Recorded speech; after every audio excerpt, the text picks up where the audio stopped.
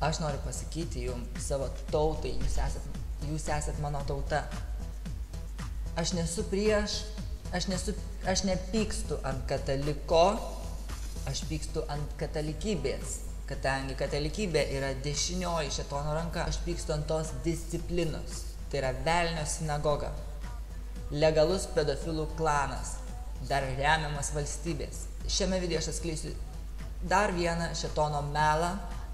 Ir man yra labai liūdna ir keista, kai daugelis krikščionių, kurie save vadina katalikais, nors katalikas ir krikščionis tai yra labai skirtingi dalykai, aklai pasitiki, kad tai yra kelias, katalikybė yra teisingiausias kelias, o visi kiti yra sektantai, tokie kaip aš. Žmonės neskaitydami Biblijos aklai pasitiki, todėl aš jums ją paskaitysiu. Ir kiek man tekę yra bendrauti su kunigais, jie niekada neturi atsakymo į šitą nuostabią eilutę, nuostabią tiesiog. Kas yra peilis jam. Ir nuo mano cituojamų eilučių, nuo Dievo žodžio jiems liuosuoja vidurius. Šitų citatų jūs niekada negirdėsit toj bažnyčioje, kurią aš vadinu išvis tabų galerija.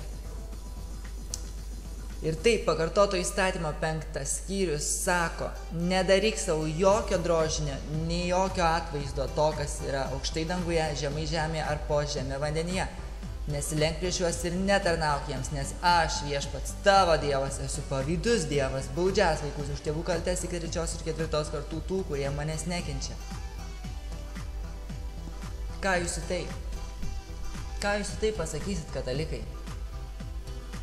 Niekaip neišsiteisinsit prieš Dievą, nes esat stabmeldžiai. Jūs esat stabmeldžiai. Tas, kas vagia, yra vagis, tas, kas žudo, yra žmogžudys, tas, kas lenkiasi prieš stabus, yra stabmeldys.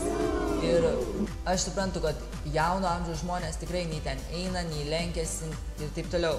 Bet jūs turit savo močiutės, savo dėdukus, kurie turi savo namuose apsikarstę paveikslais, visokiais rožančiais kryžiais. Ir jeigu jūs mylit savo artimą, ką sako Biblija, taip pat mylėt savo artimą, jūs turite įspėti juos, turite. Nežinau, kažkaip parodyti, ar šitą video, ar atversti Bibliją, nes tie, kas garbina, tikrai nepaveldės dangaus karalystės, nes parašyta, Apreiškimo knyga vėl sako, kad stabmeldžiai nepaveldės dangaus karalystės. Tai yra be galo rimta, nes tai mes kalbam apie amžiną gyvenimą. Ir apie amžiną pragarą. Katalikų bažnyčiai niekada neišgirsit nieko apie amžiną pragarą, apie pražūtį. Todėl, kad tai iš karto išbaidytų žmonės tiesa, Dievo žodis, Dievo žodžio ten nėra. Aš tikrai ir nesigiriu, bet jūs tikrai toj pedofilų klane, toj stabų galerijai niekada neišgirsit tiek, kiek jūs girdit dabar. Čia yra tokia dovana jums, aš esu jums tokia dovana. Ačiū Dievui atsirado vienas žmogus, kuris buvo katalikas ir jis atsivertė į tikrą tikėjimą, į tikrą gyvą Dievą ir jis taip Kryžių kalne buvo irgi pastatęs kažkokią savo statulą, nežinau kokią, ten buvo Marija kryžius ar kas ten. Ir Dievas jam kalbėjo ir jis nugriovė tą statulą, pastatė kažkokį kitą paminklą ir jis tiesiog parašė, kad negarbinti stabų. Tai yra nuodėmė, Na, o šio video gale aš pacituosiu jums labai daug rašto eilučių, kur aiškiai juokiasi Dievas iš tų stabmeldžių ir nekenčia stabmeldžių, nes Dievas nekenčia nusidėjėlių. Bet prieš tai pasakysiu kelias nesąmonės, apie kas tą liečia Mariją. Tai pirmiausiai kažkokios žydės vardu pavadinta žemė, kurioje mes dabar gyvenam. Visiškas absurdas. Toliau žolinė. Marijos ėmimas į dangų. Atverskit man Bibliją, parodykit man, kur tai parašyta, kad Marija buvo paimta į dangų. Vienas Jėzus Kristus buvo paimtas į dangų, daugiau niekas nebuvo kūnų paimtas į dangų. Toliau, Marijos apsireiškimas Šiluvoj. Iš viso Apreiškimo knyga sako, kad ateityje šėtonas taip įsisiūbuos, kad jam bus duota jėga nuleisti ugnį iš dangaus. Tai juo labiau padaryti kažkokias tai ašaras ant statulos. Vienas juokas. O kad kažkokia Marija apsiverkė, Marijos statula apsiverkė, aš tikiu, kad tie žmonės kažką matė. Bet velnias irgi moka daryti stebuklus. Ir žmonės tiki tą statulą negu Dievo žodžiu. Ir sekantis dalykas, kad Marija yra tarpininkė tarp Dievo. Vienas yra Dievas ir vienas Dievo žmonių tarpininkas. Žmogus Kristus Jėzus. Jis vienintelis yra kelias, tiesa ir gyvenimas. Tarpininko nebūna, kur yra vienas, o Dievas tai yra vienas. Yra toks video ir mes iškirpom tokį momentą, kad ta Angelika Zambrano, išklausykite tą video, buvo paimta į dangų ir jinai matė, Marija yra danguje, jinai pati šlovina Dievą. Marija iš viso buvo tarnaitė Dievui. Dievas tik pasirinko moterį, kad pagimdytų Jėzų. Tada Marija atsakė, štai aš Viešpaties tarnaitė, tebūna man, kaip tu pasakei, ir angelas pastraukė. Marija taip pat buvo nusidėjėlė ir jai buvo reikalingas gelbėtojas, Jėzus Kristus. Mano siela šlovina Viešpatį, mano dvasia džiaugiasi Dievu, savo gelbėtoju, nes jis pažvelgė į nuolankę savo tarnaitę. Štai nuo dabar palaiminta mane vadins visus kartus. Mano vaikeliai, rašau jums tai, kad nenusidėtumėte. O jeigu jūs nusidėtų, tai mes turime užtarėję pas Tėvą, teisų į Jėzų Kristų. Jis yra permaldavimas už mūsų nuodėmes. Čia viskas apie Jėzų Kristų tik ir yra. Marija iš viso, Biblijoje vos rastit jūs kažką apie ją. Jinai nėra Dievas ir niekada jo nebuvo. Marija yra mirusi, įsikalkite galvas. Na ir viskas, aš atsisveikinu, latinkit šitą video, jeigu myli savo artimą, jeigu prijauti šiek tiek krikščionybei. Duok šitą video nuorodą visiems stabmeldžiam, pirmiausiai įspėk savo močiutę, savo dėdukus, kad tai yra stabmeldystė, kad tai yra nuodėmė ir stabmeldžiai nepaveldės dangaus karalystės. Jūs galite vaikščioti į tą katalikų bažnyčią kiek nori, tai jūsų neišgelbės nuo pragaro ugnies. Ir aš palieku jūs su tuo tekstu, kur Biblijoje aiškiai išjuokiami yra stabai.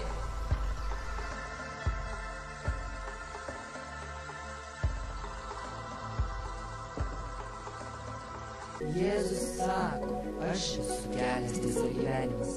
Niekas nenueina pas Tėvą kitaip, kaip tik per mane.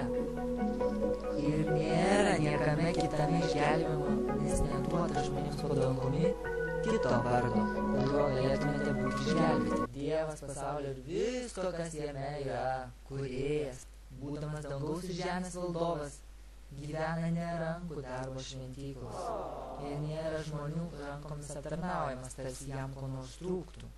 Todėl, būdami dieviškos giminės, neturime manyti, jog dievybė panaši į auksą, sidabrą, akmenį arba į meno žmogaus minties kūrinius. Taip sako Viešpats, kuris sukūrė žemę, sutvėrė ją ir padėjo pamatus. Viešpats yra jo vardas. Šaukis manęs, tai išklausysiu tave ir parodysiu tau didelių bei nesuvokiamų dalykų, apie kuriuos nieko nežinai. Kas turi sūnų, turi gyvenimą, kas neturi Dievo sūnaus, tas neturi gyvenimo. Tai ar Jėzus ar Marija gelbėja? Aš Viešpats, tavo Dievas, mokau tave, kas tau naudinga ir vedu tave keliu, kuriuo tau dera eiti. Aš Viešpats ištiriu širdį, išbandau inkstus ir atlyginu kiekvienam pagal jo kelius ir jo darbų vaisius. Taip kalbėjo Viešpats, tas, kuris duoda saulę, kad šviestų dieną, liepia mėnuliui ir žvaigždėms, kad šviestų čia, kuris pažadina jūros bangų šniokštimą, kurio vardas yra galybių Viešpats. Argi jūs galvojate, kad Dievas gyvena katalikų bažnyčios paveiksluose, kryžiukuose, drožiniuose? Žmogus neturi pažinimo ir yra neišmintingas. Matininkai bus sugėdinti dėl savo drožinių, lieti atvaizdai yra apgaulė. Juose nėra gyvybės kvapo, jie yra tuštybė, pakleidimo darbai. Jų bausmės metu jie žus. Savo sidabrą jie išmes į gatvės, o jų auksas bus laikomas netyriu daiktu. Viešpaties pykčio dieną jų auksas ir sidabras negalės jų išgelbėti, nes auksas ir sidabras tapo jiems suklupimo akmenį. Argi ne jum, katalikai, taikoma šitą eilutę? Mano tauta žūsta dėl pažinimo stokos. Mano tauta klausia medžio gabalo ir laukia atsakymų iš lazdos. Paleistuvystės dvasia juos suklaidino ir paleistuvaudami jie paliko Dievą. Tauta neturinti Dievo pažinimo pražus. Taigi matome, kad melstis Marijai ne tik kad beprasmiška, bet ir nuodėmė, nes tai yra paleistuvavimas. Dievas yra trijuose asmenyse. Dievas Tėvas, Dievas Sūnus ir Dievas Šventoji Dvasia. Trejybė. Marija čia neina pričiom, neturėk kitų dievų šalia manęs. Nedaryk savo jokio drožinio, nei jokio atvaizdo, to, kas yra aukštai danguje, žemai žemėje ar po žeme vandenyje. Neslenk prieš juos ir netarnauk jiems, nes aš, viešpats, tavo Dievas, esu pavydus Dievas, baudžiąs vaikus už tėvų kaltes iki 3. ir 4.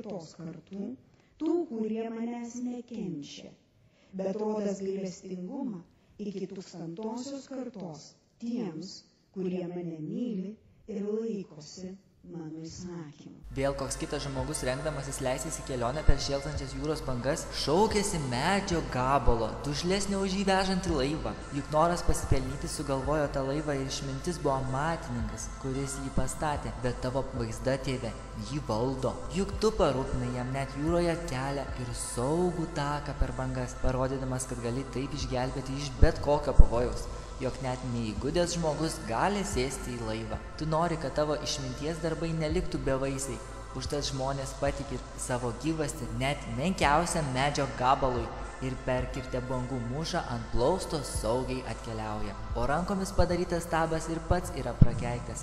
Ir prakeiktas tas, kas jį padarė, dirbėjas už tai, kad jį padarė, o dūlėjantis daiktas už tai, kad buvo pavadintas Dievu. Kad žmogaus padaryta bus nubausta draugė su žmogumi, kuris tai padarė. Užtat dieviškas teismas užklups ir pagonių dievus. Nes kad ir būdami dalis Dievo kūrinijos, jie yra tapę pasibjaurėjimu, pinklėmis žmonių sieloms ir spastais kvailiųjų kojoms. Juk mintis daryti stabus buvo ištvirkimo pradžia ir jų išradimas gadino gyvenimą.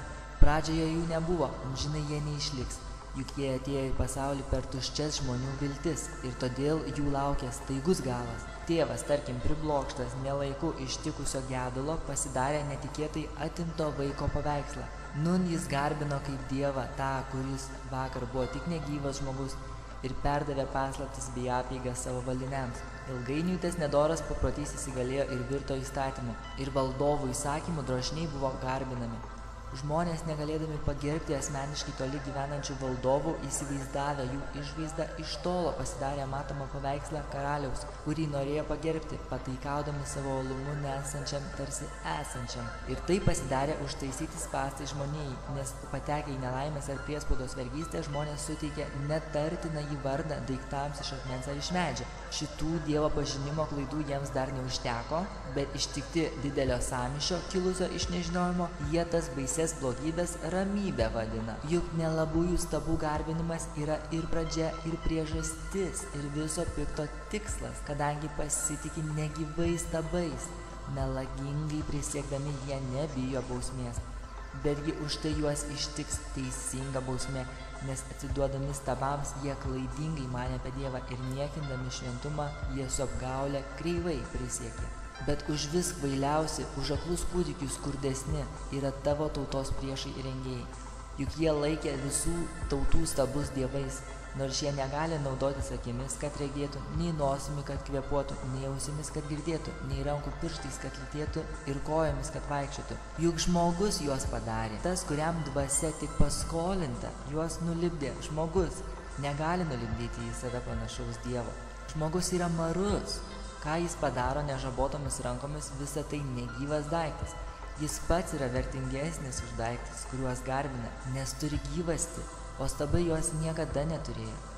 Ką tautos tiki, gryna apgaulė, nes stabai tik rąstgalys iš miško medžio, išskobtas meistro skaptukų, auksu ar sidabrų papuoštas, prikaltas plaktukų ir vinimis, kad nepargriūtų. It paukščių baidyklė melionių darže, kalbėti jie negali, juos reikia nešioti, mat patys nepaeina. Nebijokite jų, nes jie negali žalos padaryti, nei naudos atnešti. Visi jie kaip vienas yra be žado ir be jausmo. Taigi ką gali jie išmokyti iš medinių stabų? Jie iš Taršišo atvežtas, plaktukų kaldintas sidabras ir auksas iš Ufazo. Jie meistro išmonė ir auksakalio rankdarbis. Violetinis ir purpurinis yra jų apdaras, visi lik vieno jie nagingų amatininkų dirbinys. Viešpats tikrai Dievas, jis gyvasis Dievas, amžinasis karalius. Nuo jo pykčio dreba žemė, tautos jo apmaudo pakelt nepajėgia. Kiekvienas žmogus kvailas, be supratimo, savo pačiam gėdą daro auksakalys savaisiais stabais, nes nuliejo apgaulę be gyvybės alsavimo. Jie niekam tikė, vien juoko verti. atėjus jų bausmės metu išnyks kaip nebuvę. Niekingi tie visi, kurie daro stabų statulas, juk branginamieji negali jiems nieko padėti. Jų garbintojai yra akli, stinga jiems išmanimo, tik patys save kvailina. Kas Dievą daro ar liedina stabą nenorėdamas užsidirbti? Stebėk, kaip jo garbintojai bus sugėdinti, nes jų meistrai tik marūs žmonės. Kai jie visi susirinks ir stosis prieš mane teismui, juos pagaus ir baimė ir gėda apims. Kalvis daro jį iš geležies, įpučia anglis, kūjų kala stabą, tvirta ranka jį doroja, kol iškala, kol išalksta ir pavargsta. Vandens negeria, todėl visiškai nusilpsta. Stalius pamatuoja medį virvutę ir nubraižo stabą rašikliu. Jis obliuoja medį obliumi, aprėžia jį skriestuvu ir išskobia iš jo atvaizdą vyro, dailaus žmogaus tinkamą stovėti šventovėje. Jis kertasi kedrus, pasirenka dar kiparisą ar ąžuolą iš medžių miške, o gal net kedrą pasodina, kad lietus jį užaugintų. Dalį kamieno žmogus sunaudoja kurui, šildosi prie degančių malkų ir jomis pakuria ugnį krosnyje duonai kepti. Žmogus iš rąsto išdrožia net Dievą ir garbina jį, iš medžio pasidaro stabą ir kniūbsčias puola prieš jį. Rąstgalį žmogus sudegina ugnį, ant jos žarijų kepasi mėsą, sotinasi kepsniu, vis šildydamasis prie ugnies ir kartodamas: oi kaip šilta, man net karšta darosi. O kas dar liko iš medžio? Dievą, savąjį stabą droždinasi, klupčioja ir kniūbsčias puola prieš jį maldaudamas: gelbėk, nes tu esi mano Dievas. Stabai nieko nežino, nieko negalvoja, nes jų akys apvilktos. Nemato jie akimis, nesupranta jie širdimi. Tačiau niekas nesusiprotėja, neturi supratimo, nei išmanimo pasakyti. Rąstgalį į ugnį įmečiau, ant jo žarijų duoną išsikepiau, mėsos pasispirginau, pasisotinau, nejaugi iš jo liekano savo bjaurų stabą darysiu ir rąstgalį garbinsiu. Kas maitinasi pelenais, ta bus širdis apgavusi ir suvedžiojusi, neišgelbėsi savęs ir nesakys: ar tas daiktas, kurį savo dešinėje laikau, nėra apgavystė? Argi nežinote, kad neteisieji nepaveldės Dievo karalystės? Neklyskite, nei ištvirkėliai, nei stabmeldžiai, nei svetimautojai, nei iškreipėliai, nei vagys, nei gobšai, nei girtuokliai, nei kykūnai, nei plėšikai nepaveldės Dievo karalystės.